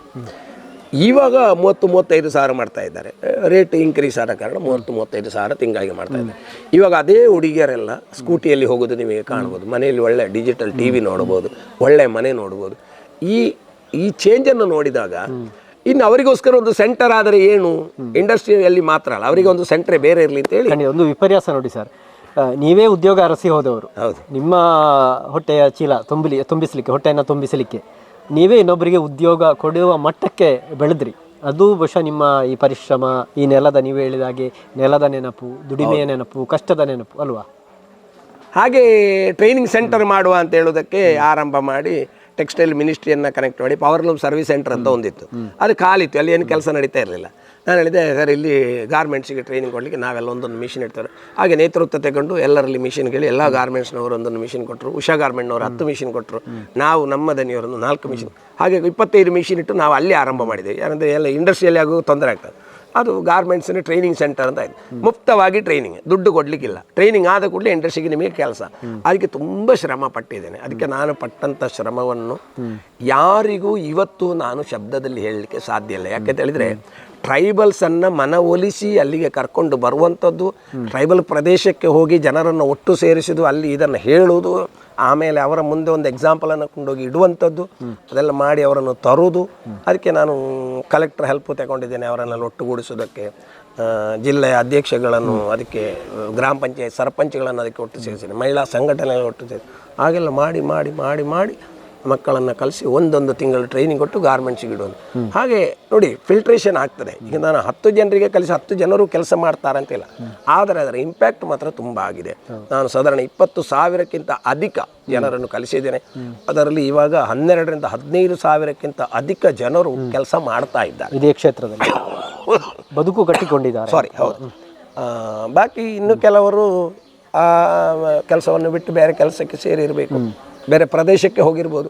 ಹುಡುಗಿಯರು ಮದುವೆಯಾಗಿ ಬೇರೆ ಪ್ರದೇಶಕ್ಕೆ ಹೋಗಿದ್ದಾರೆ, ಅಲ್ಲಿ ಗಾರ್ಮೆಂಟ್ಸ್ ಇದ್ದರೆ ಕೆಲಸ ಮಾಡ್ತಾರೆ, ಎಲ್ಲರೂ ಮಾಡಿದ್ರು. ಹಾಗಾಗಿ ಆಮೇಲೆ ಸರ್ಕಾರ ಏನು ಮಾಡ್ತು ಅಂತ ಹೇಳಿ ನನ್ನ ಕೆಲಸವನ್ನು ನೋಡಿ ಸರ್ಕಾರ ಟೆಕ್ಸ್ಟೈಲ್ ಮಿನಿಸ್ಟ್ರಿ 75 ಮಿಷಿನ್ ಪುನಃ ಹಾಕಿದ್ರು ಅದರಲ್ಲಿ. ಇದು ಟ್ರೈನಿಂಗ್ ಇನ್ನೂ ಅಪ್ಗ್ರೇಡ್ ಆಗಲಿ ಅಂತೇಳಿ. ಹಾಗೆ ಟೆಕ್ಸ್ಟೈಲ್ ಮಿನಿಸ್ಟ್ರಿಯಲ್ಲೂ ನಮ್ಮ ಕೆಲಸ ತುಂಬ ಶ್ರೇಷ್ಠವಾದದ್ದು ಅಂತ ಅವರು ತೋರಿಸಿಕೊಟ್ಟಿದ್ದಾರೆ. ಮತ್ತು ಎಲ್ಲ ಕಡೆಗಳಲ್ಲಿ, ಎಲ್ಲ ಇಂಡಿಯಾದ 14 ಸರ್ವಿಸ್ ಸೆಂಟರ್ಗಳಲ್ಲಿ, ಪವರ್ ಲೂಮ್ ಸರ್ವಿಸ್ ಸೆಂಟರ್ಗಳಲ್ಲಿ ಅವರು ಮಿಷಿನ್ ಹಾಕಿದ್ದಾರೆ. ಇಲ್ಲಿ ಸಕ್ಸಸ್ ಆಗಲಿಲ್ಲ, ಉಮ್ಮರ್ಗಾವ್ನಲ್ಲಿ ಮಾತ್ರ ಅದು ಸಕ್ಸಸ್ ಆಗಿದೆ. ಆದ ಕಾರಣ ಅದರಲ್ಲಿ 2 ಕೆಲಸ ಆಗಿದೆ. ಒಂದು, ಕೆಲಸ ಇಲ್ಲದವರಿಗೆ ಕೆಲಸ ಸಿಕ್ಕಿದೆ. ಎರಡನೇದು, ಇಂಡಸ್ಟ್ರಿಗೆ ಆಪರೇಟರ್ ಇಲ್ಲ ಅಂತ ಹೇಳಿ ಅಳ್ತಾ ಇದ್ದವರಿಗೆ ತುಂಬ ಆಪರೇಟರ್ಸ್ ಸಿಕ್ಕಿದ್ದಾರೆ. ಆಮೇಲೆ ಅವರ ಜೀವನದ ವ್ಯವಸ್ಥೆಯು ಒಳ್ಳೆಯದಾಗಿದೆ. ಅದನ್ನು ನೋಡಿ ನನಗೂ ತುಂಬ ಸಂತೋಷ ಆಗಿದೆ. ಆಮೇಲೆ ಮೆಲ್ಲ ಮೆಲ್ಲ ಮೆಲ್ಲ ಅಲ್ಲಿಂದ ನಾನು ಈ ಸಮಾಜದ ಕೆಲಸ ಮಾಡಲಿಕ್ಕೆ ನೀವು ಹೊರಟ್ರೆ ದುಡಿಲಿಕ್ಕೆ ಸಾಧ್ಯ ಇಲ್ಲ, ನೌಕರಿ ಮಾಡಲಿಕ್ಕೆ ಸಾಧ್ಯ ಇಲ್ಲ. ಹಾಗಾಗಿ ಮತ್ತೆ ಒಂದು ಕಾಲ ಬಂತು, ಇನ್ನು ನೌಕರಿ ಬೇಡ, ನನ್ನ ಸ್ವಂತದೇನಾದರೂ ಇದ್ದರೆ ನಾನು ಸಮಾಜದ ಕೆಲಸ ಮಾಡೋದಕ್ಕೆ ಯಾರು ಅಡ್ಡಿ ಬರೋದಿಲ್ಲಲ್ಲ ಅಂತ ಹೇಳಿ ನಾನು ಒಂದು 25 ಮಿಷಿನ್ ಹಾಕಿ ಸ್ವಂತ ಸ್ಟಾರ್ಟ್ ಮಾಡಿದೆ ಗಾರ್ಮೆಂಟ್ಸ್. ಓಕೆ, ಹಾಗೆ ಸ್ಥಾಪನೆ ಆದಂತಹ ಗಾರ್ಮೆಂಟ್ಸ್ ನೀವು ಆರಂಭದಲ್ಲಿ ಹೇಳಿದಾಗೆ ಎಷ್ಟೋ ಜನಕ್ಕೆ ಬದುಕು ಕೊಟ್ರಿ ಈ ತರಬೇತಿಯ ಮೂಲಕ, ಮತ್ತು ನಿಮ್ಮದೇ ಗಾರ್ಮೆಂಟ್ಸ್ ಮೂಲಕ ಅನೇಕ ಉದ್ಯೋಗ ಕೂಡ ಕೊಟ್ರಿ. ಹಾಗೆ ಒಂದಿದ್ದದ್ದು ಎಷ್ಟಾಯಿತು? ಹಾಗೆ ಒಂದನ್ನು ಆರಂಭ ಮಾಡಿದ್ದು 25 ಮಿಷಿನಿಂದ ಆರಂಭ ಮಾಡಿದ್ದು. ಇವತ್ತು ಸಾಧಾರಣ 400 ಮಿಷಿನಿಂದ ಮೇಲೆ ಆಗಿದೆ. ಆಲ್ಮೋಸ್ಟ್ 1,000ಕ್ಕಿಂತ ಅಧಿಕ ಜನ ಕೆಲಸ ಮಾಡ್ತಾ ಇದ್ದಾರೆ. ಓಕೆ, ಎಕ್ಸ್ಪೋರ್ಟ್ ಆಗ್ತಾ ಇದೆಯಲ್ಲ? ಹೌದೌದು, ಎಕ್ಸ್ಪೋರ್ಟ್ ಮಾಡ್ತೇವೆ, ಡೊಮೆಸ್ಟಿಕ್ಕು ಕೊಡ್ತಾ ಇದ್ದೇವೆ. ಅದೀಗ ನನ್ನ ಮಗ ಅದನ್ನು ಚೆನ್ನಾಗಿ ನೋಡಿಕೊಳ್ತಾ ಇದ್ದಾನೆ. ಹಾಗಾಗಿ ಗಾರ್ಮೆಂಟ್ ಕ್ಷೇತ್ರದಲ್ಲಿ ಒಂದು ದೊಡ್ಡ ಪರಿವರ್ತನೆಯನ್ನು ಮಾಡಿ, ಗಾರ್ಮೆಂಟಿನ ಸಂಘಟನೆಯನ್ನು ಕಟ್ಟಿ ಉಮ್ಮರ್ಗಾಮ್ ಅಪರಲ್ ವೆಲ್ಫೇರ್ ಅಸೋಸಿಯೇಷನ್ ಅಂತ ಮಾಡಿ ಅದರ ಸ್ಥಾಪಕ ಅಧ್ಯಕ್ಷನಾಗಿ ಇವಾಗಲೂ ನಾನು ಇದ್ದೇನೆ. ಯಾರು ತಗೊಳ್ಳಿಗೆ ರೆಡಿ ಇಲ್ಲ ಸರ್, ನೀವೇ ಇದ್ದೀರಿ, ನಾವೆಲ್ಲ ಕೆಲಸ ಮಾಡ್ತೇವೆ ಅಂತ ಹೇಳ್ತಾರೆ. ಅದರಲ್ಲಿ ಬೇರೇನೂ ಇಲ್ಲ, ಗಾರ್ಮೆಂಟ್ಸಿಗೋಸ್ಕರ ಬೇಕಾದಂಥ ಅಪ್ಗ್ರೇಡೇಷನ್ ಕೆಲಸಗಳು. ಅಂದರೆ ಈಗ ಕೆಲಸಕ್ಕೆ ಜನರೆಲ್ಲರೂ ಏನು ಮಾಡಬೇಕು, ಬೇರೆಲ್ಲ ಸುವಿಧಾಗಳಿಗೆ ಏನಾದರೂ ತೊಂದರೆ ಸರ್ಕಾರದಿಂದ ಹೇಗೆ ಅದನ್ನು ತರಿಸಬೇಕು ಅಂತ ಹೇಳುವಂಥ ಕೆಲಸ ಮಾಡಿ. ಮತ್ತು ಗುಜರಾತ್ ಸರ್ಕಾರ ಇಂಡಸ್ಟ್ರಿಗೆ ತುಂಬ ಸಪೋರ್ಟ್ ಇದೆ. ಹಾಗಾಗಿ ಇಂಡಸ್ಟ್ರಿ ಡೆವಲಪ್ ಮಾಡಲಿಕ್ಕೆ ಒಳ್ಳೆ ಅನುಕೂಲ. ಹಾಗಾಗಿ ನಮ್ಮ ಕುಟುಂಬದಲ್ಲಿ ನಾನು ಫಸ್ಟ್ ಇಂಡಸ್ಟ್ರಿಯಲಿಸ್ಟ್, ಅದು ಒಂದು ಹೆಮ್ಮೆ ನನಗಿದೆ. ಬಹುಶಃ ನೀವು ಎಲ್ಲ ಕೆಲಸಗಳನ್ನು ಮಾಡಬೇಕಿದ್ರೆ ಗುಜರಾತ್ ಮುಖ್ಯಮಂತ್ರಿ, ಬಹುಶಃ ಈಗಿನ ಪ್ರಧಾನಮಂತ್ರಿ ನರೇಂದ್ರ ಮೋದಿ ಅವರಾಗಿದ್ದರು ಅಂತಲ್ಲ? ಹೌದೌದು, ಮುಖ್ಯಮಂತ್ರಿ ಅವರಾಗಿದ್ದರು. ಅವರಿಗೆ ತುಂಬ ನೋಡಿ, ನಾನು ವ್ಯಕ್ತಿಗತವಾಗಿ ಹೇಳೋದು ಅಂತ ಹೇಳಿದರೆ, ನಾನು ಯಾವಾಗಲೂ ಹೇಳೋದುಂಟು, ಇಂಡಸ್ಟ್ರಿ ನಿಮಗೆ ಹಾಕ್ಲಿಕ್ಕೆ ಇದ್ರೆ ಗುಜರಾತಿಗೆ ಬನ್ನಿ, ಯಾವ ಅಡಚಣೆಯೂ ಇಲ್ಲ. ನಾಳೆ ನಿಮಗೆ ಫ್ಯಾಕ್ಟ್ರಿ ಹಾಕ್ಬೇಕಾ, ಎಲ್ಲ ಕ್ಲಿಯರೆನ್ಸ್ ನಿಮಗೆ ಸಿಗ್ತದೆ, ಬನ್ನಿ ಅಂತ ಹೇಳ್ತಾರೆ. ಬನ್ನಿ, ಇಂಡಸ್ಟ್ರಿ ಹಾಕಿ ಡೆವಲಪ್ ಆಗಿಂದ ಅದರಲ್ಲಿ 2 ಆಗ್ತದೆ ನೋಡಿ. ಒಂದು ರೆವೆನ್ಯೂ ಜನರೇಷನ್ ಆಗ್ತದೆ, ಇನ್ನೊಂದು ಜಾಬ್ ಕ್ರಿಯೇಷನ್ ಆಗ್ತದೆ. ಅರ್ಥ ಆಯ್ತಲ್ಲ? ನಾನೇ ದುಡಿತಾ ಇದ್ದವನು, ಇವಾಗ ಎಷ್ಟೋ ಜನರಿಗೆ ದುಡಿಮೆಯನ್ನು ಕೊಡ್ತಾ ಇದ್ದೇನೆ. ಅಂಥವ್ರು ಆಗಬೇಕು, ನಾವೆಲ್ಲ ಅಂಥವ್ರು ಆದರೆ ಮಾತ್ರ ಅದಕ್ಕೊಂದು ಆ ಒಂದು ಸ್ಟೆಪ್ ಅಪ್ಗ್ರೇಡೇಷನ್ ಆಗ್ತದೆ. ಯಾವುದು, ಈ ಗ್ರಾಮ ಪ್ರದೇಶದಿಂದ ಹೋದವನು, ನಿಮಗೆ ಗೊತ್ತುಂಟು, ಇಲ್ಲಿ ಕರೆಂಟಿನ ವ್ಯವಸ್ಥೆ ಇಲ್ಲ, ಮೊಬೈಲ್ನ ನೆಟ್ವರ್ಕ್ ಇಲ್ಲ. ಈಗ ನೋಡಿ, ಮೊಬೈಲ್ನ ನೆಟ್ವರ್ಕ್ ಇಲ್ಲ ಅಂತ ಮಗ ಸುಳ್ಯಕ್ಕೆ ಹೋಗಿದೆ. ಬಹುಶಃ ಇದೇ ಸಂದರ್ಭದಲ್ಲಿ ನಿಮ್ಮ ಉದ್ಯಮದ ಜೊತೆ ನೀವು ಕೂಡ ಅಲ್ಲಿ ಮಲಯಾಳಿ ಅಸೋಸಿಯೇಷನ್ ಇರ್ಬೋದು, ಕನ್ನಡಿಗರ ಸಂಘ ಇರ್ಬೋದು, ಇದರಲ್ಲೂ ಕೂಡ ತಾವು ಸಕ್ರಿಯರಾಗಿದ್ದಾರಲ್ವ? ಹೌದೌದು. ಅದೇನಾಯ್ತು ಅಂತ ಹೇಳಿದರೆ, ಈ ಕೆಲಸದಲ್ಲಿ ಅಪ್ಗ್ರೇಡೇಷನ್ ಆದಾಗಿಂತ ಸಾಮಾಜಿಕ ಕೆಲಸಗಳಲ್ಲೆಲ್ಲ ಕೆಲಸ ಮಾಡುವಾಗ ಪತ್ರದಲ್ಲಿ ಬರೋದು, ಪತ್ರಿಕಾ ಮಾಧ್ಯಮವು ಅದಕ್ಕೊಂದು ಕಾರಣ. ಅರ್ಥ ಆಯ್ತಲ್ಲ? ಎಲ್ಲರಿಗೂ ಗೊತ್ತಾಗೋದು ಇವರು ಯಾರು ಅಂತ ಹೇಳೋದು. ಆ ಸಂದರ್ಭದಲ್ಲಿ ಸಂಘಟನೆಯನ್ನು ಕಟ್ಟಿ, ಸಂಘಟನೆಗೆ ಒಬ್ಬರು ಒಳ್ಳೆ ನಾಯಕತ್ವ ಇರುವವರು ಬೇಕು ಅಂತ ಹೇಳಿ ಕರೀತಾ ಇದ್ರು. ಕೇರಳ ಅಸೋಸಿಯೇಷನ್ ಪ್ರೆಸಿಡೆಂಟ್ ಆದೆ. ಆಮೇಲೆ ಅಯ್ಯಪ್ಪ ಸೇವಾ ಸಂಗಮ್ನಲ್ಲಿ ಎಕ್ಸಿಕ್ಯೂಟಿವ್ ಕಮಿಟಿಯಲ್ಲಿ ನಾನಿದ್ದೆ. ಈಗ ಡೆವಲಪ್ಮೆಂಟ್ ಕಮಿಟಿ ಚೇರ್ಮನ್ ಆಗಿದ್ದೇನೆ. ಹಾಗೆ ಕನ್ನಡ ಸಂಘ, ತುಳು ಸಂಘ, ಇವರೆಲ್ಲ ಸಂಘಟನೆಯಲ್ಲಿ ಸೇರಿಸಲಿಕ್ಕೆ ಶುರು ಮಾಡಿದರು. ಆಮೇಲೆ 4 ಒಳ್ಳೆ ವಾಕ್ಯಗಳನ್ನು ಹೇಳುವಂಥದ್ದು ಸ್ಟೇಜಿನ ಮೇಲೆ ನಿಂತುಕೊಂಡು, ಅದು ಕೇಳುವವರಿಗೆ ತುಂಬ ಇಷ್ಟ ಆಗ್ತದೆ. ಹಾಗೆ ಸಮಾಜಮುಖಿ ಕೆಲಸಗಳನ್ನು ಗುರುತಿಸಿಕೊಂಡು ಈ ಸಂಘಟನೆಗೆ ಸೇರಿ. ಮತ್ತು ನಾನು ಎಲ್ಲರಲ್ಲಿ ನನಗೆ ಒಳ್ಳೆ ಪ್ರೀತಿ, ನಾನು ಎಲ್ಲರನ್ನು ಒಟ್ಟು ಸೇರಿಸಬೇಕು ಅಂದರೆ ತುಂಬ ಈಸಿ ನನಗೆ. ಹಾಗಾಗಿ ಸಂಘಟನೆಯವರಿಗೆ ಅದು ಬೇಕಾಗ್ತದೆ. ಒಂದು 10 ಜನರ ಪರಿಚಯ, ಈಗ ಒಂದು ಕಾರ್ಯಕ್ರಮ ಮಾಡಬೇಕಂದ್ರೆ ಸ್ವಲ್ಪ ಫಂಡು ಬೇಕಾಗ್ತದೆ. ಹಾಗೆ ನನ್ನೊಟ್ಟಿಗೆ ಕರ್ಕೊಂಡು ಹೋದರೆ ಅಂತ ಹೇಳಿ ಸ್ವಲ್ಪ ಫಂಡ್ ಕಟ್ಟಾಗ್ತದೆ. ಹಾಗೆಲ್ಲಾಗಿ ಸಂಘಟನೆ ಜೊತೆ ಸೇರಿ. ಬಹುಶಃ ಅದರ ಜೊತೆಗೆ ನೀವು ನಂಬಿಕೊಂಡು ಬಂದಿರುವಂತಹ ದೇವರುಗಳು, ನೀವು ವೈಯಕ್ತಿಕವಾದ ಆಚರಣೆಗಳು, ಧಾರ್ಮಿಕ ನಂಬಿಕೆಗಳು ಮತ್ತು ನೀವು ಧಾರ್ಮಿಕ ಕೆಲಸಗಳು, ಇದು ಕೂಡ ನಿಮ್ಮ ಬದುಕಿನಲ್ಲಿ ತುಂಬ ಮುನ್ನಡೆಗೆ ಕಾರಣ ಆಯಿತು ಅಂತಲ್ವ? ಹೌದೌದು, ಅದು ಏನಾಯಿತು ಅಂತ ಹೇಳಿದರೆ, ನಾನು ಬೊಂಬೆಯಲ್ಲಿರುವಾಗಲೇ ನಾನು ಗಾರ್ಮೆಂಟ್ ಕ್ಷೇತ್ರಕ್ಕೆ ಸೇರಿದ ಮೇಲೆ, ಹೋಟೆಲ್ ಇಂಡಸ್ಟ್ರಿ ಇದ್ದಾಗಲ್ಲ, ಗಾರ್ಮೆಂಟ್ ಕ್ಷೇತ್ರಕ್ಕೆ ಸೇರಿದ ಮೇಲೆ ಮೆಟ್ರೋ ಗಾರ್ಮೆಂಟ್ಸಲ್ಲಿ ಕೆಲಸ ಮಾಡ್ತಾ ಇದ್ದಾಗ ನವರಾತ್ರಿ ಪೂಜೆ ಮಾಡಿ ಒಂದು 9 ಮಕ್ಕಳಿಗೆ ಅನ್ನ ಕೊಡುವಂಥ ಒಂದು ಸಿಸ್ಟಮ್ ಆರಂಭ ಮಾಡಿದ್ದು. 9 ಮಕ್ಕಳಿಗೆ ಊಟ ಕೊಡ್ತಾ ಇದ್ದಾರೆ. ಅದು 9 ಮಕ್ಕಳಾಗಿ ಮತ್ತು 90 ಆಗಿ ಮುಂದುವರಿತಾ ಹೋಯಿತು. ಹಾಗೆ ಅದನ್ನು ಬಿಡಲಿಲ್ಲ. ಅದು ನವರಾತ್ರಿಯ ಉಪವಾಸ ವ್ರತ ಇರುವಂಥದ್ದು ಕಂಟಿನ್ಯೂ ಮಾಡಿ ಮಾಡಿ ಮಾಡಿ ಮಾಡಿ ಯಾಕೆಂತ ಹೇಳಿದರೆ, ಮನುಷ್ಯನ ಜೀವನದಲ್ಲಿ ಧರ್ಮ, ಅರ್ಥ, ಕಾಮ, ಮೋಕ್ಷ ಚತುರ್ವಿಧ ಫಲಗಳು ಬೇಕು ಅಂತ ಹೇಳೋದು ನಾವು ಅಲ್ವಾ. ಈ 4 ಫಲಗಳು ಬೇಕು. ಅರ್ಥದಲ್ಲಿ ದುಡ್ಡು ಸಂಪಾದನೆ ಮಾಡ್ತಾ ಇದ್ದೇನೆ, ಆಮೇಲೆ ಪರಿವಾರ ನನಗೆ ಇದೆ, ಹಾಗೆ ಶರೀರ ತ್ಯಾಗ ಆದ ಮೇಲೆ ಮೋಕ್ಷದ ಕೆಲಸ ಉಂಟು. ಹಾಗಿರುವಾಗ ಧರ್ಮದಲ್ಲಿ ಏನು ಮಾಡ್ತಾ ಇದ್ದೇನೆ ಅಂತ ಹೇಳೋದು ಪ್ರಶ್ನೆ ಚಿಂತನೆ ನನ್ನಲ್ಲಿ ಒಳಗಡೆ ಇತ್ತು. ಆ ಪ್ರಶ್ನೆ ಚಿಂತನೆಗೆ ಇದೇ ಆಯಿತು, ಈ ಧರ್ಮಕ್ಕೋಸ್ಕರ ಇದು ಮಾಡು, ಕೆಲಸ, ಕಸುಬು, ಸಮಾಜ ಸೇವೆ, ವ್ಯವಸಾಯ ಎಲ್ಲ ಇದ್ದರೂ ಅದರ ಜೊತೆಗೆ ಧರ್ಮವನ್ನು ಆಚರಿಸುವಂಥ ಕೆಲಸವನ್ನು ಮಾಡ್ಬೋದು ಅಂತ ಹೇಳುವಂಥದ್ದು ನಾನು ತೋರಿಸಿಕೊಟ್ಟಿದ್ದೆ. ಇವಾಗಲೂ ಅದನ್ನು ಮಾಡ್ತಾ ಇದ್ದೇನೆ. ನಮ್ಮ ಕುಲದೇವಿಯಾದಂಥ ಚಾಮುಂಡೇಶ್ವರಿಯನ್ನು ಆರಾಧನೆ ಮಾಡಿ 10 ಜನರಿಗೆ ಅನ್ನ ಸಂತರ್ಪಣೆಯನ್ನು ಮಾಡಿ, ನಿನ್ನೆ ಇಲ್ಲಿಯೂ ಹಾಗೆ ಶಕ್ತಿ ಪೂಜೆ ಎಲ್ಲರೂ ಬಂದಿದ್ದಾರೆ. ಈ ನಮ್ಮ ಅಣ್ಣ, ತಮ್ಮ, ಮಕ್ಕಳು, ಮರಿಮಕ್ಕಳು ವರ್ಷಕ್ಕೊಮ್ಮೆ ಒಂದು ಸೇರ್ತಾರೆ. ಅದು ಕಾರಣ ಆ ಧರ್ಮದೊಂದು ಕಾರ್ಯ ಇದ್ದ ಕಾರಣ. ಇಲ್ಲದ್ರೆ ಯಾರು ಬರೋದಿಲ್ಲ. ತಮ್ಮ ಇಲ್ಲಿದ್ದಾನೆ, ನಾನು ಬರ್ತಾ ಇರ್ತೇನೆ ಆವಾಗ ಅವಾಗ, ಅಣ್ಣ ಮತ್ತು ಅವರ ಪರಿವಾರ ಎಲ್ಲ ಬರೋದು, ಇದೊಂದು ಕಾರಣ ಬರೋದು. ಅದೇ ರೀತಿ ನಾವು ಅಲ್ಲಿ ಉತ್ಸವ ಮಾಡುವಾಗ ತಮ್ಮ ಅಲ್ಲಿಗೆ ಬರ್ತಾನೆ, ಅದೊಂದು ಕಾರಣ ಬರಲಿಕ್ಕೆ. ಇಂಥ ಒಂದು ಕಾರ್ಯ ಇದ್ದ ಕಾರಣ ಬರ್ತಾನೆ. ಮತ್ತು 10 ಜನರು ಸೇರ್ತಾರೆ. ಧರ್ಮದ ಬಗ್ಗೆ, ಧರ್ಮವೇ ಅಳಿದು ಹೋಗುವಂಥ ಕಾಲದಲ್ಲಿ ಧರ್ಮದ ಬಗ್ಗೆ ತಿಳಿಬೇಕು. ಧರ್ಮ ಅಂತ ಸುಮ್ಮನೆ ಬರೆಯುವುದು ಅಥವಾ ಒಂದು ನಾಮೆಲ್ಲ ಹಾಕಿಕೊಂಡು ಕೇಸರಿ ಶಾಲೆಲ್ಲ ಹಾಕಿಕೊಂಡು ನಾನು ದೊಡ್ಡ ಧರ್ಮ ಮಾಡುವವನು ಅಂತ ಹಾಗೆಲ್ಲ. ಅದು ಪ್ರಾಕೃತಿಕವಾಗಿ ನೀವು ಮಾಡ್ತಾ ಇರಬೇಕು. ಅದು ನೀವೆಲ್ಲರಿಗೂ ತೋರಿಸುವಂಥ ಕೆಲಸ ಅಲ್ಲ, ಅದು ನಿಜವಾಗಿಯೂ ಆಗಬೇಕು. ಆ ನಿಜವಾಗಿ ಆಗುವುದನ್ನು ನಾವು ಇವಾಗಲೂ ಮಾಡ್ತಾ ಇದ್ದೇವೆ. ಖಂಡಿತ. ಪ್ರಿಯ ವೀಕ್ಷಕರೇ, ಮನುಷ್ಯ ಎಷ್ಟೇ ಎತ್ತರಕ್ಕೆ ಹೋದರೂ ಕೂಡ ಮತ್ತೆ ಈ ನೆಲಕ್ಕೆ ಬರಬೇಕು, ನೆಲದ ನೆನಪುಗಳಿರಬೇಕು ಎನ್ನುವಂಥದ್ದು ನಮ್ಗೆ ಗೊತ್ತಿದೆ. ಬಹುಶಃ ಅಂಥ ವ್ಯಕ್ತಿಗಳು ಜಗತ್ತಿನಲ್ಲೂ ಕೂಡ ತುಂಬ ಎತ್ತರಕ್ಕೆ ಬೆಳೀತಾರೆ. ಆರ್ ಕೆ ನಾಯರ್ ಅವರು ಅದಕ್ಕೆ ತುಂಬ ಅತ್ಯುತ್ತಮವಾದಂಥ ಉದಾಹರಣೆ. ಹಾಗಾಗಿ ಅವರು ಮತ್ತೆ ಈ ನೆಲಕ್ಕೆ ಬರ್ತಾ ಇದ್ದಾರೆ ಮತ್ತು ಅವರು ಆ ಕೌಟುಂಬಿಕ ಪ್ರೀತಿ, ಕೌಟುಂಬಿಕ ಮೌಲ್ಯಗಳನ್ನು ತುಂಬ ಹಸಿರಾಗಿ ಕಾಪಾಡಿಕೊಂಡಿದ್ದಾರೆ. ಹಾಗಾಗಿ ಅವರು ಹಸಿರು ಹೀರೋ. ಅದು ಬದುಕಿನಲ್ಲೂ, ಅದು ಸಮಾಜದಲ್ಲೂ ಕೂಡ. ಇದೆಲ್ಲವೂ ಕೂಡ ಬದುಕಿನ ಒಂದು ಘಟ್ಟ ನಾಯರ್ ಸರ್. ಆ ಬಳಿಕ ಒಂದು ಬದಲಾವಣೆ ಆಯಿತು. ಬದುಕು ಮಗ್ಗಲು ಬದಲಿಸಿತು ಅಂತ ನಾವು ನಮ್ಮ ಭಾಷೆಯಲ್ಲಿ ಹೇಳ್ತೇವೆ. ಏನು ಈ ಗಿಡಗಳನ್ನು ಬೆಳೆಸಲಿಕ್ಕೆ ಆ ಒಂದು ಘಟನೆ ಪ್ರೇರಣೆ ಆಯ್ತಂತೆ? ಯಾವ ಘಟನೆ ಅದು? ಅದು ನೋಡಿ, ಎಲ್ಲದಕ್ಕೂ ಮನುಷ್ಯನ ಚರಿತ್ರೆಯ ಹಿಂದೆ ಒಂದು ಪೌರಾಣಿಕ ಚರಿತ್ರೆ ಇರ್ತದೆ. ಅದನ್ನು ನಾವು ಆ ಜನ್ಮ, ಈ ಜನ್ಮ, ಪರಜನ್ಮ, ಜನ್ಮೇನ ಅಂತ ಹೇಳುವಂಥದ್ದು ಅಲ್ವಾ. ನಾವು ಒಂದು ಜನ್ಮವನ್ನು ಪಡೆದು ಇನ್ನೊಂದು ಜನ್ಮಕ್ಕೂ ಬರ್ತೇವೆ. ಶರೀರ ತ್ಯಾಗದ ಮೇಲೆ ಇನ್ನೊಂದು ಎಷ್ಟೋ ಯೋನಿಗಳಲ್ಲಿ ಜೀವನವನ್ನು ಮಾಡಿ ಆಮೇಲೆ ನಾವು ಮನುಷ್ಯ ಜೀವನಕ್ಕೆ ಬರ್ತೇವೆ. ಏನೋ ಒಂದು ಕಾರಣಗಳು ಐತಿಹಾಸಿಕವಾಗಿ ಇರ್ಬೋದು ಅಂತ ನನಗೆ ಅನ್ನಿಸ್ತದೆ. ಕಾರಣ, ನಾನು 19 ವರ್ಷ ಚಪ್ಪಲಿ ಹಾಕಲಿಲ್ಲ, ಬ್ಯಾರ್ ಫುಟ್ ಇದ್ದು. ಯಾಕೆ ಹಾಕಲಿಲ್ಲ ಅಂತ ಕೇಳಿದ್ರೆ, ಫಸ್ಟ್ ನಾನು ಬಿಟ್ಟಾಗ ಮನೇಲಿ ಕೇಳಿದರು, ನೀವು ಶೂ ಯಾಕೆ ಹಾಕಲಿಲ್ಲ? ನಾನು ಹೇಳಿದೆ, ಭೂಮಿಯ ಮೇಲೆ ಶೂ ಇಟ್ಟು ಕಾಲು ಹಾಕಲಿಕ್ಕೆ ಅಷ್ಟು ಮನಸ್ಸು ಬರ್ತಾ ಇಲ್ಲ, ಏನು ಅಂತ ಗೊತ್ತಿಲ್ಲ ಅಂತ ಹೇಳಿದೆ. ಅಷ್ಟು ಭೂಮಿಯ ಮೇಲೆ ಅಷ್ಟು ಪ್ರೀತಿ ಇದೆ, ಇರಲಿಯಪ್ಪ ಚಪ್ಪಲಿ ಬೇಡ, ಹಾಗೆ ನಡೀತೇನೆ ಅಂತ. 2013ರಲ್ಲಿ ಪುನಃ ಈ ಟ್ರೈಬಲ್ ಏರಿಯಾಕ್ಕೆ ಹೋಗಲಿಕ್ಕೆ ಶುರು ಮಾಡಿದ ಮೇಲೆ ಕಾಡಿನಲ್ಲಿ, ಆಮೇಲೆ ಪುನಃ ಚಪ್ಪಲಿ ಹಾಕಲಿಕ್ಕೆ ಶುರು ಮಾಡಿದೆ. ಹಾಗಾಗಿ ಪರಿಸರದ ಬಗ್ಗೆ ಏನೋ ಒಂದು ವ್ಯವಸ್ಥೆ ಹಿಂದಿನ ಕಾಲದೇನೋ ಇರಬೇಕು. ಯಾಕೆಂದರೆ ಆರಂಭದಲ್ಲಿ ನಾನು ಹೇಳಿದೆಲ್ಲ, ಸಣ್ಣದಿರುವಾಗಲೇ ಕಾಡಿಗೆ ಹೋಗೋದು, ಕಾಡು ಪ್ರದೇಶದಲ್ಲೇ ಮನೆ ಇದೆ, ಕೃಷಿ ಪ್ರದೇಶದಲ್ಲಿ ಕೆಲಸ ಮಾಡ್ತಾ ಇದ್ದಾಗ ಕೃಷಿಯ ಮೇಲೆ ತುಂಬ ಪ್ರೀತಿ, ಗಿಡ ಮರಗಳಲ್ಲಿ ಮಾತನಾಡುವಂಥ ಹವ್ಯಾಸ ಇತ್ತು ಆವಾಗದಿಂದಲೇ.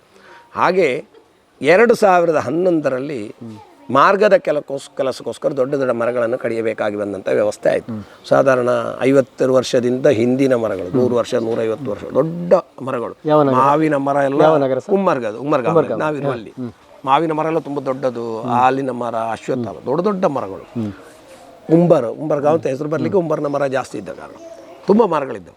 ಅದನ್ನೆಲ್ಲ ಒಂದು ರೋಡ್ ಪ್ರಾಜೆಕ್ಟ್ ಮಾಡಬೇಕಂತೇಳಿ ಕಡಿಯುವಂಥ ವ್ಯವಸ್ಥೆ ಆದಾಗ ತುಂಬ ವಿರೋಧ ಮಾಡುವಂಥ ಪ್ರಯತ್ನ ಮಾಡಿದೆ. ಆದರೆ ನಂದು ಇಂಡಸ್ಟ್ರಿ ಇದ್ದ ಕಾರಣ ನಾನು ತುಂಬ ಅದಕ್ಕೆ ವಿರೋಧ ಮಾಡಲಿಕ್ಕೆ ಹೋಗಲಿಲ್ಲ.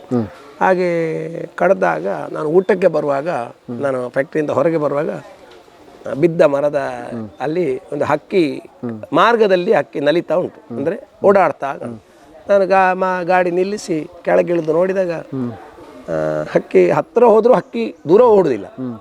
ಅದು ಮೇಲೆ ಬಂದು ಗೆಲ್ಲಿನ ಮೇಲೆ ಕೂತ್ಕೊಳ್ತಾ ಉಂಟು, ಬಿದ್ದ ಗೆಲ್ಲಿನಲ್ಲಿ ಕೆಳಗೆ ಪುನಃ ಕೆಳಗೆ ಹೋಗಿ ಕೂತ್ಕೊಂಡ ಮೇಲೆ ನಾನು ಅಲ್ಲಿ ಹೋಗಿ ಬಗ್ಗಿ ನೋಡಾಗ ಮೊಟ್ಟೆ ಗೂಡೆಲ್ಲ ಬಿದ್ದು ಸ್ಮ್ಯಾಶ್ ಆಗಿದೆ, ಮೊಟ್ಟೆ ಎಲ್ಲ ತುಂಡಾಗಿ ಹೋಗಿದೆ. ಅಯ್ಯೋ, ಅದು ಪಾಪ ಅಳ್ತಾ ನಾನು ಹೀಗೆ ನೋಡಿಕೊಂಡು ನಿಂತ್ಕೊಂಡೆ. ಅದನ್ನು ನೋಡಿಕೊಂಡು ನಿಂತಾಗ ಅದು ನನ್ನನ್ನು ನೋಡ್ತಾನೆ, ಪುನಃ ಮೊಟ್ಟೆಯನ್ನು ನೋಡ್ತಾನೆ, ತೋರಿಸ್ತದೆ ಹೀಗೆ ನೋಡು ಕೆಳಗೆ ಅಂತ. ನಾನನ್ನು ನೋಡ್ತಾ ಇದ್ದೇನೆ. ಅಯ್ಯೋ, ನಾನು ಆಲೋಚನೆ ಮಾಡಿದೆಪ್ಪ, ಇನ್ನು ತೊಂಡಾದ ಮೊಟ್ಟೆಯನ್ನು ಪುನಃ ಜೋಡಿಸಿ ನಿನಗೆ ಕೊಡಲಿಕ್ಕೆ ಆಗೋದಿಲ್ಲ. ಮತ್ತು ಅಲ್ಲೇ ನಿಂತಲ್ಲೇ ನಾನು ಆಲೋಚನೆ ಮಾಡಿದೆ, ಈ ಹಕ್ಕಿಯ ಏನು ಇದಿದೆ ಅಂತ ಹೇಳಿದರೆ ಅದರ ದೋಷ ಏನು? ಈ ಭೂಮಿಯಲ್ಲಿ ನಮಗೆ ಜನ್ಮ ಕೊಟ್ಟ ಹಾಗೆ ಈ ಭೂಮಿ ಅದಕ್ಕೂ ಜನ್ಮ ಕೊಟ್ಟಿದೆ, ಗೂಡು ಮಾಡುವಂಥ ಅದಕ್ಕೂ ಅಧಿಕಾರ ಕೊಟ್ಟಿದೆ, ಆ ಮರದಲ್ಲಿ ಕಟ್ಟು ಅಂತ ಹೇಳುವಂಥ ಅಧಿಕಾರವು ಅದಕ್ಕೂ ಇದೆ. ಆದರೆ ಅದನ್ನು ಉರುಳಿಸುವ ಅಧಿಕಾರ ನಮಗೆ ಇದೆಯಾ ಅಂತ ಹೇಳುವಂಥದ್ದೊಂದು ಪ್ರಶ್ನೆ ಚಿಹ್ನೆ ನನ್ನಲ್ಲಿ ಬಂತು. ಯಾಕೆ ನಮ್ಮ ಹಾಗೆ ಅದು ಸ್ವತಂತ್ರವಾಗಿ ಜೀವಿಸಲಿಕ್ಕೆ ಆಗುವುದಿಲ್ಲ? ಅದಕ್ಕೆ ಯಾಕೆ ನಾವು ದಾರಿ ಮಾಡಿ ಕೊಡಲಿಲ್ಲ ಹೇಳಿ ನಾನು ಅದೇ ಸ್ಥಳದಲ್ಲಿ ನಿಂತುಕೊಂಡು ಹಕ್ಕಿ ಹತ್ರ ಹೇಳಿದೆ, ನಿನಗೋಸ್ಕರ ನಾನು ಇನ್ನೂ ಕಾಡು ಮಾಡಿ ಕೊಡ್ತೇನೆ, ಯಾರು ಕಡಿಲಿಕ್ಕಿಲ್ಲ, ಅಲ್ಲಿ ನೀವೇ ಇರುವುದು, ಬೇರೆ ಯಾರೂ ಇರೋದಿಲ್ಲ. ನಾನು ಅಂಥ ಜಾಗೆಯಲ್ಲೇ ಕಾಡು ಮಾಡೋದು, ಎಲ್ಲಿ ಕಡಿತಾರ ಅಲ್ಲಿ ನಾನು ಕಾಡು ಮಾಡಲಿಕ್ಕಿಲ್ಲ. ಯಾರು ಕಡಿಯದ ಜಾಗ ಉಂಟಾ, ಯಾರಿಗೂ ಬೇಡದ ಜಾಗ, ಅಂಥ ಜಾಗೆಯಲ್ಲಿ ನಾನು ನಿನಗೋಸ್ಕರ ಕಾಡು ಮಾಡ್ತೇನೆ, ಖಂಡಿತ ಮಾಡ್ತೇನೆ ಅಂತೇಳಿ. ಹಾಗೆ ಅಲ್ಲಿಂದ ಅದು ಹತ್ತಿರ ಮುಟ್ಲಿಕ್ಕೆ ಹೋಗೋ ಮಾತ್ರ ಓಡ್ತಾಯಿತ್ತು. ಅಂದರೆ ನನ್ನ ಅಷ್ಟು ಅದಕ್ಕೆ ಪರಿಚಯ ಇಲ್ಲ ಅಲ್ಲ, ಈಗ ಸಾಕುವ ಹಕ್ಕಿಗೆ ಓದಿಕೊ. ಆದರೆ ಎಷ್ಟು ಹತ್ತಿರ ಹೋದರೆ ಅದು ಓಡುವುದಿಲ್ಲ, ಆಚೆ ತಿರುಗುತ್ತದಷ್ಟೇ. ತುಂಬ ದುಃಖ. ಯಾಕೆಂತ ಹೇಳಿದರೆ ನೋಡಿ, ಪ್ರತಿಯೊಂದು ಜೀವಿಯು ಅಳುವುದನ್ನು ನೀವು ಅನುಭವಿಸಬಹುದು. ಹೇಗೆ? ನಿಮಗೆ ಅದರ ಮೇಲೆ ಪ್ರೀತಿ ಇರಬೇಕು. ನಾನು ಅದು ಅಳುವುದನ್ನು ಕಣ್ಣಾರೆ ಕಂಡವನು. ಹಾಗಿರುವಾಗ ಮರವು ನೀವು ಕಡಿಯುವಾಗ ಆ ಮರವು ಅಳುತ್ತದೆ. ಯಾರು ಅದು ಅಳುವುದಿಲ್ಲ ಅಂತ ಹೇಳಿದರೆ ನಾನು ಅದು ನಂಬುದಿಲ್ಲ. ಅದು ಅಳುತ್ತದೆ, ನಾನು ತೋರಿಸ್ತೇನೆ ಬೇಕಾದರೆ. ಎಲ್ಲದಕ್ಕೂ ದುಃಖ ಆಗ್ತದೆ. ಯಾಕೆಂದರೆ ಆ ಜೀವಿಗಳೆಲ್ಲ ಈ ಸೃಷ್ಟಿಯ ಒಂದು ಭಾಗ. ಸೃಷ್ಟಿಸಿದ್ದು ಅದರ ಒಂದು ಭಾಗ. ನಮ್ಮ ಹಾಗೆ ಅದರ ನಾವು ಬುದ್ಧಿಜೀವಿ ಅಂತ ಅಷ್ಟೇ. ನಾವೇನು ಬುದ್ಧಿಜೀವಿ ಅಂತ ಓಡಾಡಬೇಕು ಅಂತೇನು ತೊಂದರೆ ಇದಿಲ್ಲ, ಮಾಡಬೇಕು ಅಂತಿಲ್ಲ, ಅಷ್ಟೇ ಅಲ್ಲ. ನಮಗೆ ಅಷ್ಟು ಕಾಲರ್ ಟೈಟ್ ಮಾಡಬೇಕಾದ ಅವಶ್ಯಕತೆ ಇಲ್ಲ. ಭೂಮಿ ಆಲೋಚನೆ ಮಾಡಿದರೆ ಒಂದೇ ರಾತ್ರಿ ಕೆಳಗಡೆ ವಾಯನಾಡ ದುರಂತ ನೋಡಿದ್ರಿ. ಹಾಗಾಗಿ ಮತ್ತೆ ಅಲ್ಲಿಂದ ಕಾಡು ಮಾಡ್ತೇನೆ ಅಂತ ಹೇಳಿ ಪ್ರಾರಂಭವಾದ ಒಂದು ನಮಗೆ ಈ ಕೆಲಸ ಕೊಡ್ತಾ ಇದ್ದಂಥ ಬಾಂಬೆಯಲ್ಲಿ ದೀಪೇನ್ ಜೈನ್ ಅಂತ ಇದ್ದಾರೆ, ಎಕ್ಸ್ಪೋರ್ಟ್ರು.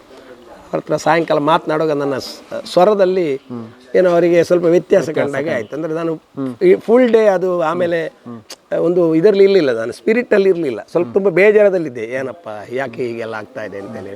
ನಮ್ಮ ಆಡಂಬರದ ಜೀವನಕ್ಕೋಸ್ಕರ ನಮಗೆ ಒಳ್ಳೆ ಮಾರ್ಗ ಬೇಕು ಅಂತೇಳಿ ಒಂದು ಜೀವಿಯನ್ನು ನಾಶಿಸುವುದ, ಅಥವಾ ಅದು ಆ ಮೊಟ್ಟೆಯಿಂದ ಮರಿಗಳು ಹೊರಗೆ ಹೋದ ಮೇಲೆ ಕಡಿಬೋದಿತ್ತಲ್ಲ, ಎಲ್ಲ ಆಲೋಚನೆಗಳು ಬರ್ತಾಯಿತ್ತು.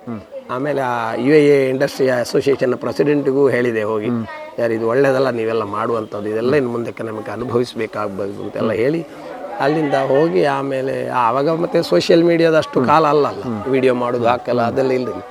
ಮತ್ತು ನಾವು ಇಬ್ಬರು ಮಾತನಾಡಿ ಅವ್ರು ಹೇಳಿದರು ಅಪ್ಪನ ಬಣ ಹೆಂಗೆ ಸಾತ್ಮೆ ಅಂತ. ಅವರಿಗೂ ತುಂಬ ಇಷ್ಟ ಪರಿಸರ, ಸಿಟಿಯಲ್ಲಿರುವವರು. ಹಾಗೆ ನಾವು 1 ಎಕರೆ ಜಾಗೆಯನ್ನು ತಗೊಂಡು ಅದರಲ್ಲಿ ಫಸ್ಟ್ 1459 ಗಿಡಗಳು ನೆಟ್ಟಿದ್ದೇವೆ. ಪ್ರಿಯ ವೀಕ್ಷಕರೇ, ಯಾವುದೇ ಕ್ರಾಂತಿ ಕೂಡ ಅದು ಶೂನ್ಯದಿಂದ ಹುಟ್ಟುವುದಿಲ್ಲ. ಅದಕ್ಕೊಂದು ಯಾವುದಾದ್ರೂ ಒಂದು ನಿರ್ದಿಷ್ಟವಾದ ಒಂದು ಘಟನೆ ಅಥವಾ ಒಂದು ಸನ್ನಿವೇಶ, ಯಾವುದಾದ್ರೂ ಒಂದು ಪ್ರೇರಣೆ ಆಗುತ್ತೆ. ಡಾಕ್ಟರ್ RK ನಾಯರ್ ಅವರ ಬದುಕಿನಲ್ಲೂ ಕೂಡ ಈಗ ಅವರು ಹೇಳಿದಂಥ ಒಂದು ಸನ್ನಿವೇಶ ಒಂದು ಪ್ರೇರಣೆಯಾಯಿತು. ಆ ಮೂಲಕ ಅದೊಂದು ಹಸಿರು ಕ್ರಾಂತಿಗೆ ಕಾರಣ ಆಯಿತು. ಅವರು ಕೂಡ ಗ್ರೀನ್ ಹೀರೋ ಆಫ್ ಇಂಡಿಯಾ ಎನ್ನುವ ಅಭಿದಾನವನ್ನು ಪಡೆದರು. ಹಾಗಾದರೆ ಏನು ಈ ಮಿಯಾವಾಕಿ ಅರಣ್ಯ ಏನು, ಎಲ್ಲೆಲ್ಲ ಅದನ್ನು ಬೆಳೆಸಿದರು, ಅವರ ಗುರಿ ಏನು, ಅದರಲ್ಲಿ ಎದುರಾಗಿರುವ ಸವಾಲುಗಳೇನು, ಮತ್ತು ಈ ಅರಣ್ಯದಿಂದ ಅದು ಈಗ ಭಾರತವನ ಅಂತ ಯಾಕೆ ಕರೆಯಲ್ಪಡುತ್ತದೆ, ಇದರ ಕುರಿತು ಮುಂದಿನ ಎಪಿಸೋಡಲ್ಲಿ ಮಾತನಾಡೋಣ. ಇದುವರೆಗೆ ಮಾತನಾಡಿದರೆ ಧನ್ಯವಾದಗಳು. Thank you. ವೀಕ್ಷಕರೇ, ಕೇಳಿದ್ರಲ್ಲ, ನೋಡಿದ್ರಲ್ಲ, doctor RK Nair, green hero of India ಇವರ ಮನದ ಮಾತುಗಳನ್ನು, ಅವರು ಬದುಕಿನಲ್ಲಿ ಸಾಗಿ ಬಂದ ಆ ಪಥವನ್ನು ನೆನಪಿಸಿಕೊಳ್ಳುವ ಪ್ರಯತ್ನವನ್ನು ಈ ಮೊದಲ ಎಪಿಸೋಡ್ನಲ್ಲಿ ಮಾಡಿದ್ದಾರೆ. ಮುಂದಿನ ಎಪಿಸೋಡ್ನಲ್ಲಿ ಮತ್ತಷ್ಟು ಅವರ ಈ ಹಸಿರು ಹಾದಿಯ ಬಗ್ಗೆ ವಿವರಗಳನ್ನು ಅರಿಯೋಣ. ಡಾಕ್ಟರ್ RK ನಾಯರ್ ಅವರ ಜಾಲ್ಸೂರಿನ ಮನೆಯಿಂದ ಕ್ಯಾಮರಾ ಪರ್ಸನ್ ಕೌಶಿಕ್ ರಾಮ್ ಜೊತೆ ದುರ್ಗಾಕುಮಾರ್ ನಾಯಕರಿಗೆ ಸುದ್ದಿ ನ್ಯೂಸ್ ಸುಳ್ಯ. ಅತ್ತೆ, ಇದು ನನ್ನ ಬರ್ಡೇ ಗಿಫ್ಟ್. ಇದೆಲ್ಲ ಜೀವನದಲ್ಲಿ ನನಗೋಸ್ಕರ ತಗೊಂಡ್ಬಂದಿದ್ದಾರೆ. ನಿನ್ ಮೇಲೆ ತುಂಬಾ ಚೆನ್ನಾಗಿ ಕಾಣುತ್ತೆ. ಇದು ತುಂಬಾ ಚೆನ್ನಾಗಿದೆ ಅಲ್ವಾ? ತುಂಬಾ ಚೆನ್ನಾಗಿದೆ.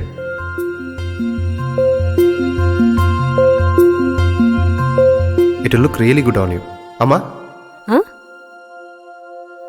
Mother is always son's first love.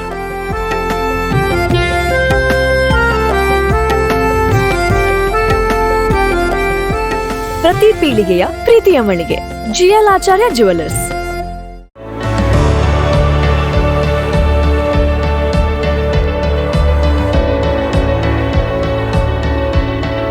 ನಮಸ್ಕಾರ ರೈತ ಬಾಂಧವರೇ, ಬಿಸು ಕಳೆದಿತ್ತು, ಇನ್ನೇನು ಕೃಷಿ ಮಾಡೋದಕ್ಕೆ ಸೂಕ್ತ ಸಮಯ. ಹಾಗಾಗಿ ಉತ್ತಮ ಗುಣಮಟ್ಟದ ಗಿಡಗಳಿರುವ ನರ್ಸರಿಯನ್ನ ಹುಡುಕ್ತಾ ಇದ್ದೀರಾ? ಹಾಗಾದ್ರೆ ನಮ್ಮ ಸುಳ್ಯದ ಮೊಗರ್ಪಡೆ ಮಸೀದಿ ಮುಂಭಾಗವಿರುವ ಕರ್ನಾಟಕ ಅಗ್ರಿ ಗಾರ್ಡನ್ ನರ್ಸರಿಗೆ ಭೇಟಿ ಕೊಡಿ.